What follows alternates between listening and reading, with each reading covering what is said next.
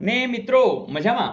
મિત્રો જીએસસીએસએલ માં ડેપો મેનેજરની પરીક્ષાની અંદર અગાઉ પૂછાયેલા પ્રશ્નોમાં નજર કરીએ છીએ. એમાં એક આવું પૂછેલું હતું કે શ્રેણીમાં કયું પદ ખોટું છે. જુઓ જ 89, 78, 86, 80, 85, 82, 83. વિડીયો સ્ટોપ કરો ને ટ્રાય કરો.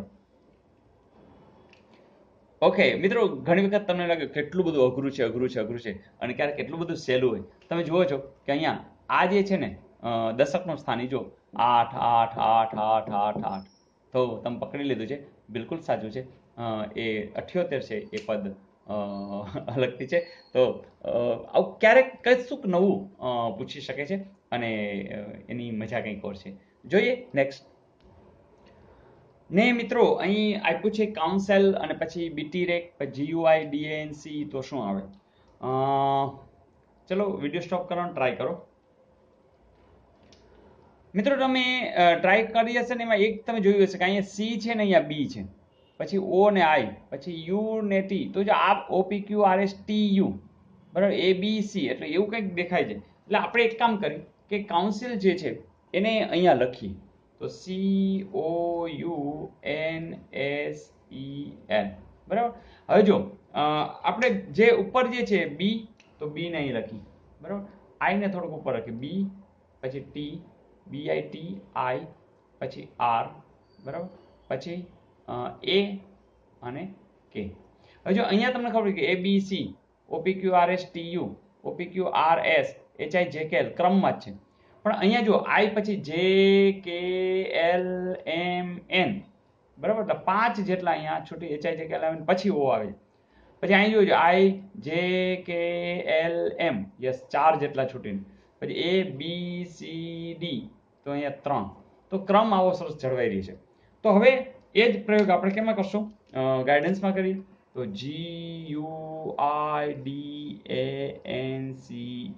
ઓકે, હવે તમે સીધું ABCDEF, બરાબર, તો અહીંયા લખી નાખી F, બરાબર. પછી HI, બરાબર, તો HI, પછી એ અહીંયા Z આવી જશે, ABCD, કારણ Z પછી AB. તો જોજો F H Z અને B, તો F H Z અને B, તો અહીંયા આવશે F H Z અને નથી આવતું, તો F H અહીંયા નથી આવતું. ધેટ મીન્સ કંઈક ગડબડ છે. અને બીજી પણ વાત કરી લઈએ કે દાખલા તરીકે અહીંયા શું આવે, તો 5 છોડીને લેવાનું છે. 5 છોડવું હોય તો મને લાગે છે, જોજો ઓ લ્યો છે, O P Q R S T આવી ગયું કે નહીં. પછી ડી, તો ડીમાં આપણે 4 છોડવાનું છે, તો શું આવશે? તો તમે તરત કહેશો કે સર વાય લ્યો છે, તો ABC, બરાબર, વાય પછી ઝેડ, હા, વાય પછી ZABC થઈ ગયું. પછી એન છે, તો એન માટે શું લેશો? તો 4 હતા તો 3, જે લ્યો છે HIJKLMN. અને અહીંયા શું લેશો ઈ માટે? તો 2 જ લેવા પડશે, BCDE. તો આખી પરિસ્થિતિ શું આવી? FOHYZJB અને B. તો જોજો FOHYZJBB, તો અહીંયા KBB આવે છે અને J હોવો છે અને F હોવો છે. તો મારા ખ્યાલમાં જો પ્રિન્ટિંગ મિસ્ટેક દેખાઈ રહી છે, તો હોય છે જો, એટલે ફરીથી આપણે શ્યોર હોવા છે. ધારો કે પેપરમાં આવું કંઈક આવી જાય તો તમને પૂરા 1 ગુણ મળી જ જાય, તો આપણે ટેન્શન નથી. અહીંયા પ્રિન્ટિંગ મિસ્ટેક રહેલી છે. હવે હું ધારત તો આ તમને એમને સાચો અહીંયા આપીને કરત, પણ મારો હેતુ એવો છે કે તમને શીખવું, તમે લોકો પ્રયાસ કરો, તમે ગોતીને કહી દો કે નહીં સર આ જ આવે ને આમાં કંઈક ભૂલ છે. તો આ આપણે પ્રયાસ કરવાનો છે. અને એટલા માટે હું જેમ છે એમને પેપર મૂકી દઉં છું કે જેવું છે તેવું છે, તો જેથી કરીને તમે શ્યોરિટી અનુભવો કે સર અમારો જવાબ સાચો છે, અહીંયા ક્યાંક ભૂલ છે. તો આ લેવલે આપણે પહોંચવાનું છે અને મને ખાતરી છે કે લગભગ લોકો પહોંચી ગયા છે. નવા છે તો એ પહોંચી જશે, કોઈ ટેન્શન નથી. કારણ કે તમે જોયું છે 1800+ વિડીયો આપણા થઈ ગયા છે ને, અને બધા તલાટીમાં, બિનસચિવાલયમાં બધે કામ આવવાના છે અને નર્સિંગમાં, તો જોઈ નાખજો.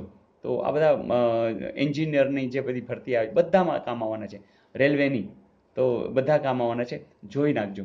તો મિત્રો આજથી કામ ચાલુ કરી લ્યો. અડધી કલાક, 1.5 કલાક, 2 કલાક દિવસમાં નક્કી ફાળવી જ દો કે 2 કલાક તો સરના વિડીયો જોવાય, તો મને લાગે છે કે ક્યાંના ક્યાંય પહોંચી જશું. તો આપી દો હોમવર્ક, ચલો આપી દો મિત્રો. હોમવર્ક તમારા માટે તૈયાર છે.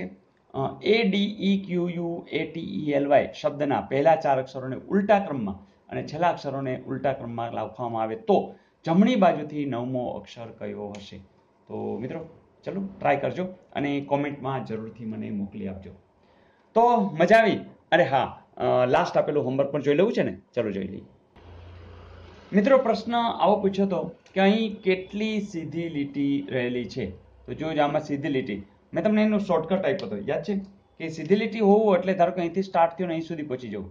તો જોજો પેલા આવી કેટલી લીટી છે? તો 1 2 3 4 5. ઓકે, પછી આવી કેટલી લીટી છે? તો 1 2 3 4 5. ઓકે, બીજી વાત અહીંયા આપણે ભૂલી ગયા, 1 1 એટલે 2 ઉમેરી દો, 1 1 2 ઉમેરી દો, પતી ગયું. તો 7 ને 7, અહીંયા 7 છે, અહીંયા 7 છે, એટલે કેટલા આવી જશે? 14 છે એવું કંઈ? યસ. તો કેટલી સીધી લીટી છે? 14 છે. તો આવા પ્રશ્નો પણ પૂછાય તો માર્ક્સ તો મળશે ને મળશે. તો મિત્રો મજા આવી? મિત્રો જે 10મા 11મા 12મા 6ઠા 7મામાં ભણે છે બધાને જાણ કરી દેજો.